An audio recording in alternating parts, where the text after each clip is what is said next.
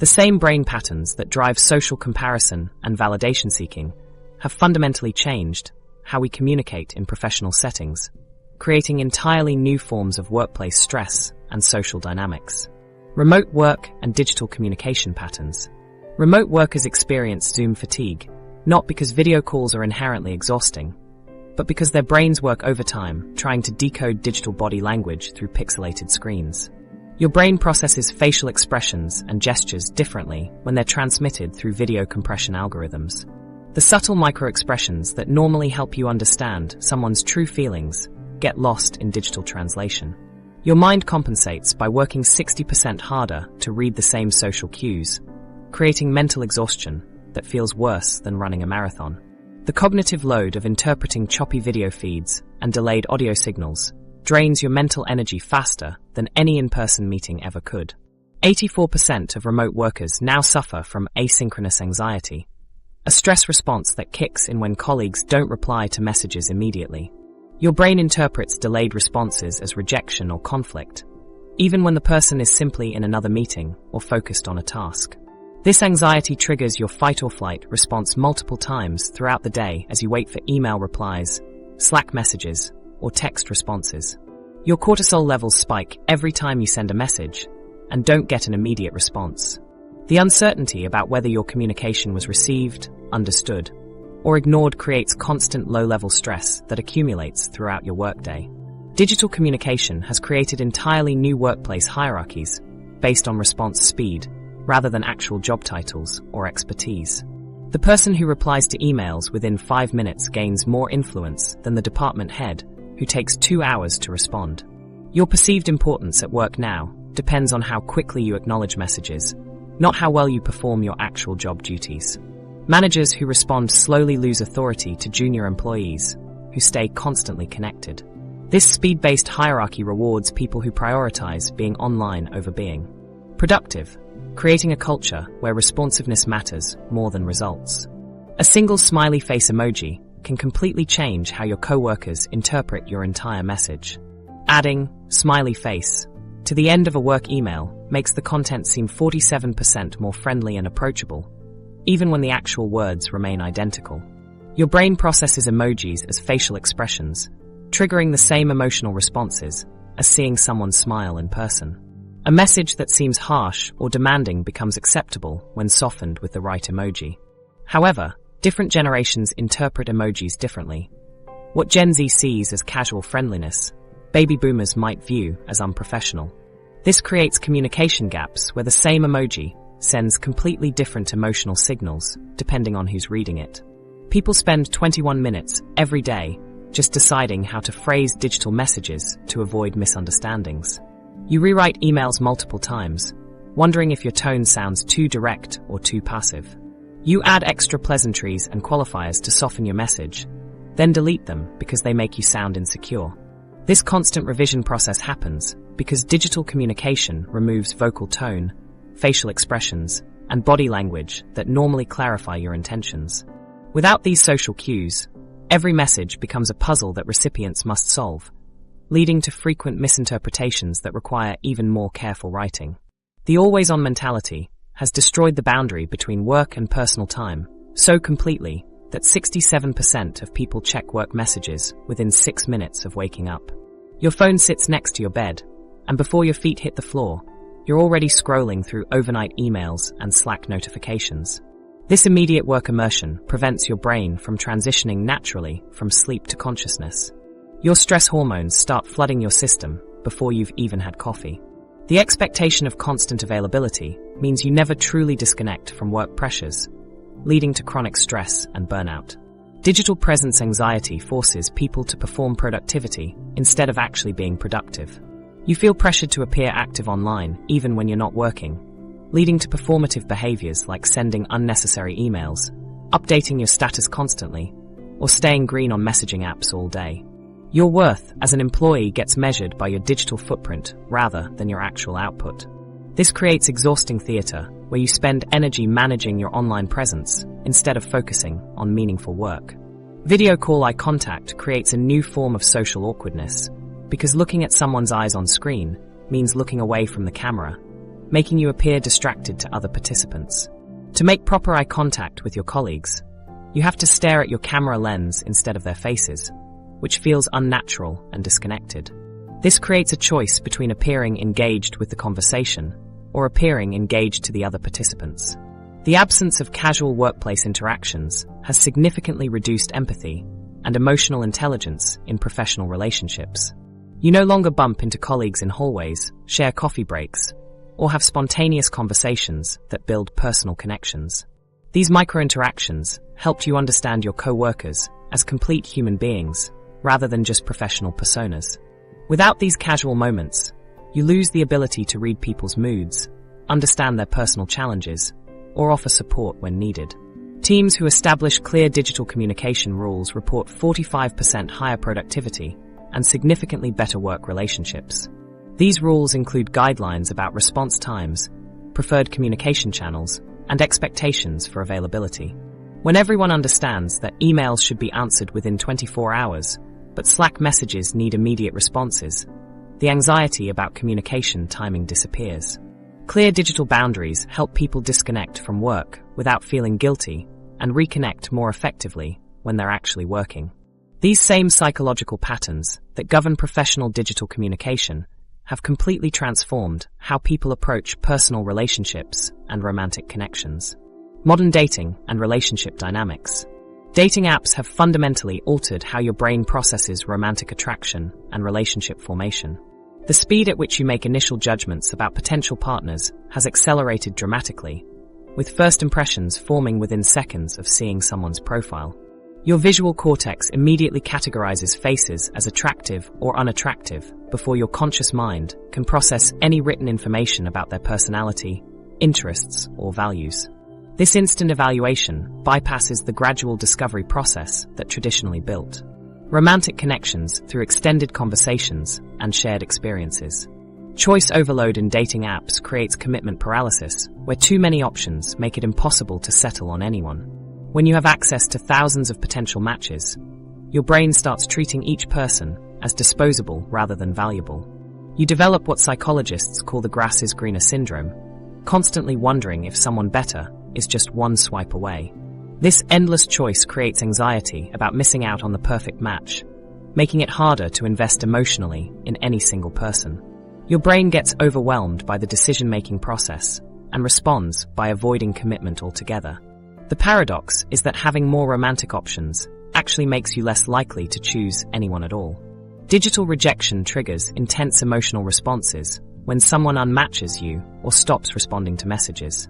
Your brain processes online rejection as a genuine threat because it interprets social exclusion as dangerous. The pain from being ignored on dating apps can affect your mood and self-esteem for hours or even days after the initial incident.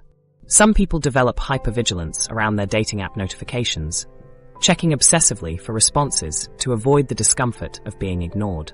This constant monitoring creates anxiety cycles that persist even when you're not actively using the apps. Dating apps have gamified romance by turning potential partners into consumable products you can browse, compare, and discard. The swipe mechanism mimics shopping interfaces where you quickly evaluate items before accepting or rejecting them entirely.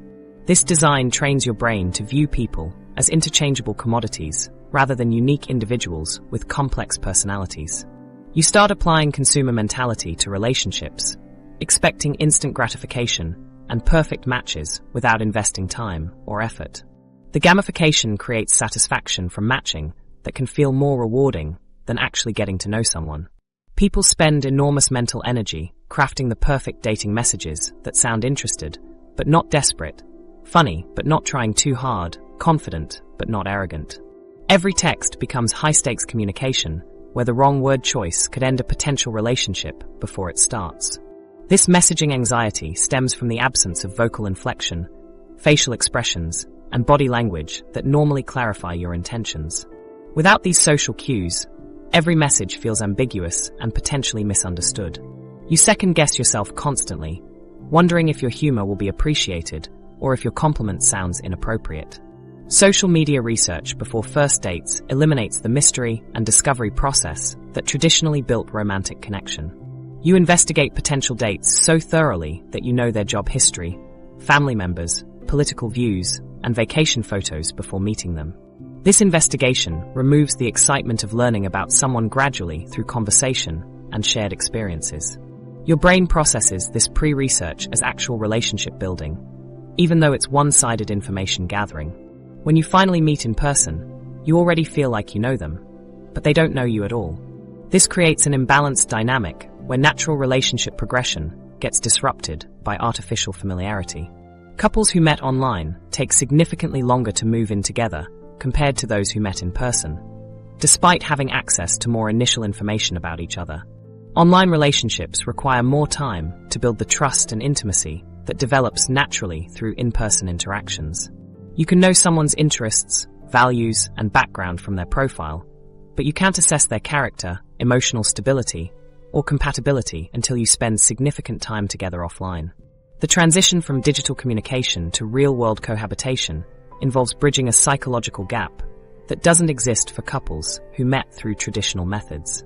The abundance of choice in modern dating actually decreases relationship satisfaction. When you know you could easily find another match, you invest less emotional energy in working through problems with your current partner. Your brain maintains a backup mentality where you're always partially scanning for better alternatives, rather than fully committing to the person you're with. This constant comparison shopping prevents you from developing deep satisfaction with any relationship because you're always wondering what else is available. The endless options create chronic dissatisfaction as you second-guess every relationship decision. Dating app algorithms create invisible social hierarchies that determine who sees your profile based on popularity metrics and user engagement patterns. These algorithmic decisions can limit your romantic opportunities regardless of your actual compatibility with potential partners. You might be perfect for someone who never sees your profile because the system has decided you're not in their target demographic. These invisible barriers can reinforce existing social inequalities and prevent unexpected connections from forming. Couples who occasionally disconnect from technology together report significantly higher relationship satisfaction. Setting boundaries around phone use during dates and relationship time allows for deeper emotional connection and more meaningful conversations. These couples create dedicated spaces where they focus entirely on each other without digital distractions competing for their attention. However, this intentional disconnection requires conscious effort in a world designed to fragment attention spans and cognitive changes. These fractured focus patterns reveal something even more striking about how different generations have adapted to digital environments. Human attention spans haven't actually decreased. They've fragmented into microbursts of hyperfocus lasting exactly 8.25 seconds each. Your brain now processes information in rapid-fire intervals, rather than maintaining steady concentration for extended periods. These microfocus sessions happen continuously throughout your day as you jump between notifications, conversations, and tasks. Your neural pathways have adapted to this fragmented attention pattern because digital environments demand quick information processing. Instead of losing focus ability, your brain has learned to concentrate intensely for brief moments before switching to the next stimulus. Continuous partial attention means your brain now processes multiple information streams simultaneously instead of focusing on one thing at a time. Your mind runs parallel processing channels that monitor your phone, computer screen, background conversations, and environmental sounds all at once. This cognitive multitasking happens automatically without conscious effort because your brain has rewired itself to expect multiple inputs. You're never fully present in any single moment because part of your attention always scans for incoming information from other sources. Multitasking has rewired your neural pathways so completely that single-task focus feels uncomfortable and anxiety-provoking for 79% of people under 30. When you try to focus on just one thing, your brain searches for additional stimuli to fill the processing gaps it's grown accustomed to. Reading a book without checking your phone feels wrong because your neural circuits expect constant input variety. Your dopamine receptors have adjusted to the reward pattern of task switching, making sustained concentration feel like deprivation rather than productivity. Information snacking has trained your brain to consume bite-sized content that provides instant gratification while reducing your capacity for deep thinking. You've become addicted to quick information hits, short videos, tweet-length articles, and bullet point summaries that deliver immediate satisfaction without requiring sustained mental effort. Your brain's reward system now prefers these information snacks over complex, nuanced content that demands extended cognitive processing. This preference for superficial engagement prevents you from developing critical thinking skills necessary for solving complex problems or understanding sophisticated concepts. People now forget information 3 times faster than previous generations because your brain expects all knowledge to be externally stored and instantly searchable. Your memory consolidation process has fundamentally changed based on the assumption that you don't need to retain information permanently. When you learn something new, your brain focuses on remembering where to find the information rather than storing the actual facts. This cognitive shift means you remember search terms and website locations better than the actual content you're trying to learn. The Google effect has transformed how your memory consolidation works by training your brain to treat the internet as an extended memory system. When you know information is readily available online, your brain doesn't bother encoding it into long-term memory storage. This cognitive adaptation makes you better at remembering search strategies and file locations, but worse at retaining actual knowledge. Your brain has essentially outsourced memory storage to external devices, freeing up cognitive resources for other tasks, but making you helpless without internet access. Notification residue creates mental energy drain that lingers for up to 23 minutes after each interruption, significantly reducing your cognitive performance throughout the day. Every ping, buzz, or alert pulls your attention away from your current task and leaves behind cognitive debris that interferes with focused thinking. Your brain doesn't immediately return to full capacity after handling a notification. Part of your processing power continues thinking about the interruption long after you've dealt with it. This residual attention drain accumulates throughout your day as you handle dozens of interruptions, leaving you mentally exhausted without accomplishing meaningful work. Your brain's reward system has adapted to expect constant stimulation, making quiet moments feel anxious and uncomfortable rather than peaceful and restorative. The dopamine pathways in your brain have adjusted to regular input from notifications, social media updates, and digital content, creating a dependency on external stimulation for emotional regulation. When you experience silence or stillness, your brain interprets this as deprivation and triggers anxiety responses to motivate you to seek stimulation.